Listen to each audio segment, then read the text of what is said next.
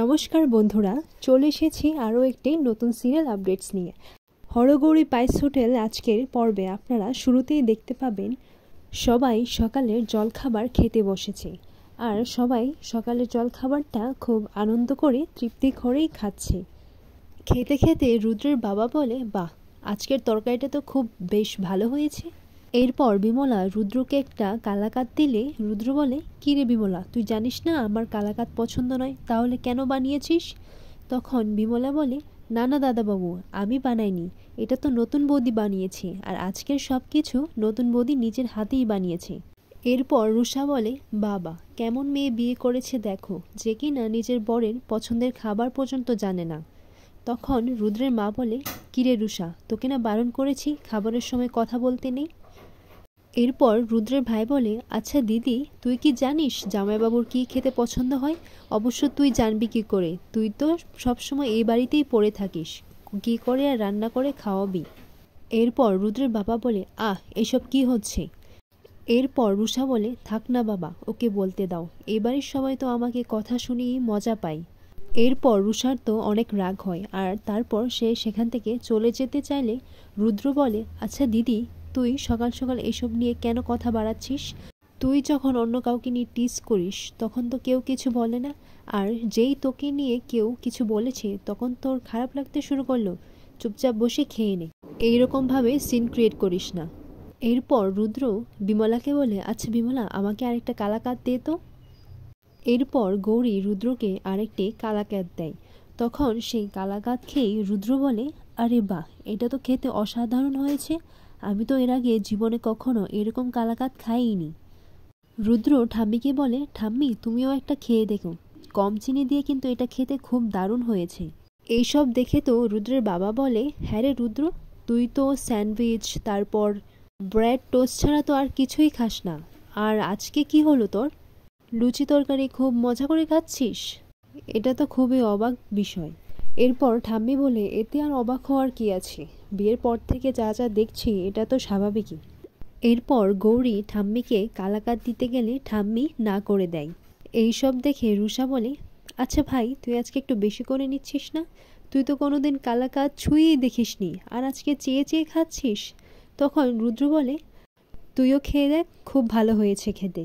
তখন রুদ্র গৌরীকে বলে, আচ্ছা গৌরী, তুমি না আমাকে কালাকাদ একটু প্যাক করে দিও, আমি আনন্দের জন্য নিয়ে যাব। ও যা মিষ্টি খেতে পাগল না, তোমার এই কালাকাদ খেয়ে ও তো একেবারে পড়েই যাবে। এরপর রুদ্রর মা মনে মনে ভাবতে লাগে, আমি জানি রুদ্র, তোর কালাকাদ খেতে একদম পছন্দ না, কিন্তু তাও তুই গৌরীর বানানো এই কালাকাদ খেয়ে সবার সামনে যে প্রশংসা করলি না, তাতেই আমার বুকটা গর্বে ভরে গেল। এরপর দেখা যায় রুদ্রের বাবা বলে, আচ্ছা বিমলা, তুই আমার জন্য একটা কফি বানিয়ে নিয়ে আনতো। তখন গৌরী বলে, আমি কফি বানিয়ে রেখেছি। গৌরী বলে, এই তো আপনার জন্য কড়া করে কফি, আর ঠাম্মির জন্য ব্ল্যাক কফি চিনি ছাড়া, আর বাকি সবার জন্য নর্মাল কফি বানিয়ে রেখেছি, আর রুদ্র স্যারের জন্য। আর এটা শুনে তো রুদ্রের খুবই ভীষণ লাগে, মানে ওর খুব জোরে খাসি পায়। আর গৌরী ব্যাপারটাকে কোনোভাবে সামলে বলি, না মানে ওনার জন্য ব্ল্যাক কফি চিনি ছাড়া। ঠাম্মি বলে, আমি আজকে চিনি দিয়ে কফি খাবো। এটা শুনে রুদ্র মা বলে, মা আপনার তো চিনি খাওয়া বারণ। এরপর ঠাম্মি বলে, এই মেয়ের হাত থেকে চিনি ছাড়া কফি খাওয়ারও আমার বিষ মনে হবে। বৌমা, চিনি দিয়ে আমার কফিটা বানিয়ে বিমলার হাত দিয়ে আমার ঘরে পাঠিয়ে দিও। এরপর ঠাম্মি কিছু না খেয়েই সেখান থেকে চলে যায়। আর তখন রুদ্রের বাবা বলে, এখন তো এই বাড়িতে শান্তিতে খাওয়াটাও হচ্ছে না, কি যে শুরু হয়েছে। আর এটা বলে রুদ্রের বাবাও সেখান থেকে চলে যায়। তখন রুদ্রের ভাই গৌরীর মন ভালো করার জন্য বলে, আচ্ছা সব কালাকাত কি দাদাকেই দিয়ে দেবে, আমাকে দেবে না? তখন গৌরী রুদ্রের ভাইকে, মানে ঋতুরাজকে কালাকাত দেয়। আর সেই কালাকাত খেয়ে তো ঋতুরাজ একেবারে প্রশংসায় পঞ্চমুখ। এরপর গৌরীও রুদ্রের মাকে বলে, আচ্ছা মা, এবার আপনি খেতে বসে পড়ুন, সবার খাবারটা শেষ হয়ে গেলে দুপুরে কি রান্না হবে আমি দেখে নিচ্ছি।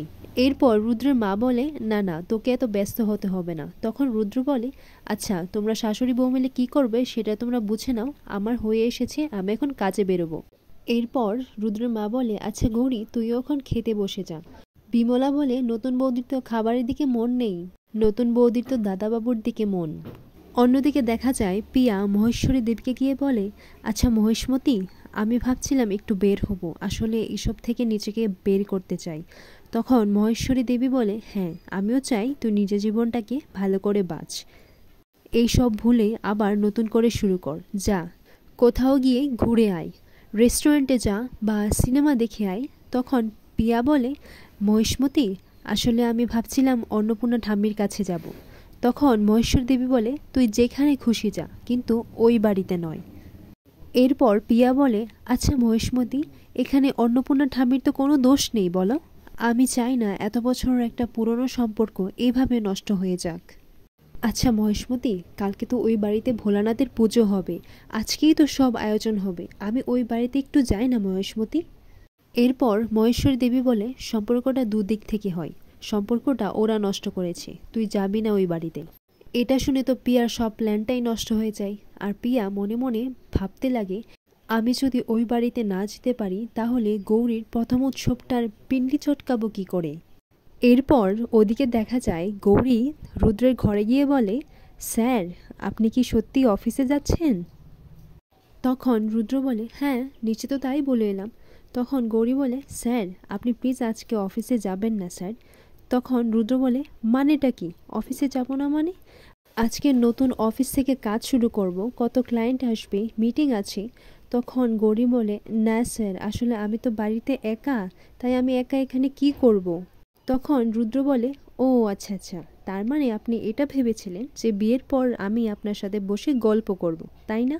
তখন গৌরী বলে, না স্যার তা নয়, কিন্তু বিয়ের আগে তো আমি এটাও জানতাম না যে বাড়িতে কেউ আমাদের মেনে নেবে না স্যার। রুদ্র গৌরীকে বলে, ব্যবসা ছাড়াও আমার আরেকটা কাজ আছে, আপনার বাবাকে জেল থেকে ফিরিয়ে আনার, সেটা ঘরে বসে থাকলে হবে তো? আর আপনি টেনশন করবেন না, দেখুন মা ভাই বিমলা এরা সবাই তো আপনাকে মেনে নিয়েছে, ওরা তো আপনাকে সাপোর্ট করে তাই না? কিন্তু হ্যাঁ আপনি একটু বাবা ঠাম্মি আর দিদি থেকে একটু সাবধানে থাকবেন, কেমন?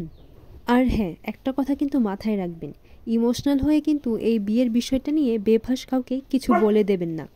এরপর দেখা যায় অন্নপূর্ণা দেবী পিয়াকে, মানে যে ধী সেজে বসে আছে আর কি, তো পিয়াকে ফোন করে।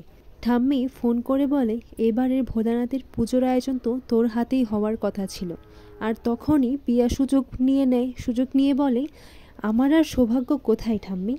তখন আবার ঠাম্মি বলে, তুই এরকম করে কেন বলছিস ধী দিদি ভাই, আমি তো তোকে পুজোতে আসার জন্যই ফোন করেছি, কালকে তো পুজো, তাই আজ রাতেই সব আয়োজন শুরু হবে, তুই তাড়াতাড়ি চলে আয়, কোনো অজুহাতই কিন্তু আমি শুনবো না, ঠিক আছে? এখন তো পিয়া আবার নাটক করা শুরু করে দিল। মহেশ্বরী দেবীকে বলে, আচ্ছা মহেশমতি, ঠাম্মি বলেছে আমাকে নাকি দেখতে খুব ইচ্ছে করছে, কিন্তু তুমি যখন যেতে বলছো না তাহলে আমি যাব না বলো। তখন মহেশ্বরী দেবী বলে, তুই যা, কিন্তু হ্যাঁ ওখানে গিয়ে যদি তোর কোনো রকম অসম্মান হোক তাহলে এটাই হবে তোর শেষ যাওয়া, আমি চাই না আমার নাতনির কোনো অসম্মান হোক, এটা কিন্তু আমি বরদাস্ত করব না, এটা আমি তোকে বলে দিলাম। পিয়া তো খুশি হয়ে গেল, খুশি হয়ে বলে, এবার দেখিস গৌরী। যেহেতু তাদের বাড়িতে কালকে পুজো, তাই গৌরী সব কিছু আয়োজন শুরু করতে গেলে রুদ্র মা বলে, তুই একা সবটা পারবি না, আমিও তো সাহায্য করব, এ বাড়ির সবাই পিঠে খেতে খুব ভালোবাসে। তখন গৌরী বলে, আর মা আপনি কি খেতে ভালোবাসেন?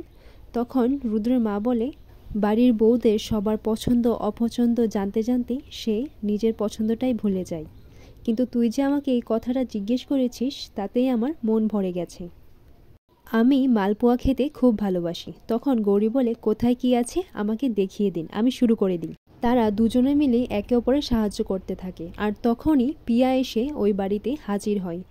পিয়াকে দেখে গৌরী ভাবতে লাগে, পিয়া হঠাৎ এখানে কেন এলো? তখন ঠাম্মি এসে বলে, দিদিভাই এসে গেছিস? এরপর পিয়া বলে, তুমি ডাকলে আমি কি না এসে থাকতে পারি ঠাম্মি? তোমাদের বাড়ির বউ হয়ে এইসব নিয়ম সব আমার পালন করার কথা ছিল ঠাম্মি, কিন্তু সেই সৌভাগ্য কোথায়? কিন্তু তাও আমি যে তোমাকে প্রণাম করতে পারছি, এটাই আমার সৌভাগ্য ঠাম্মি। এরপর ঠাম্মি বলে, অনেক সুখী হয় দিদিভাই। এরপর পিয়া তো এসেই নাটক করে শুরু করে দিল। পিয়া বলে, আর সুখ, সব কিছু হারিয়ে এখন আমি নিঃস্ব হয়ে গেছি ঠাম্মি। এরপর ঠাম্মি বলে, তোর অধিকার এখনও আছে, শুধু একটা বাধা পড়েছে মাত্র। আর এই বাধাটা খুব শিগগিরই কেটেও যাবে, তুই চিন্তা করিস না।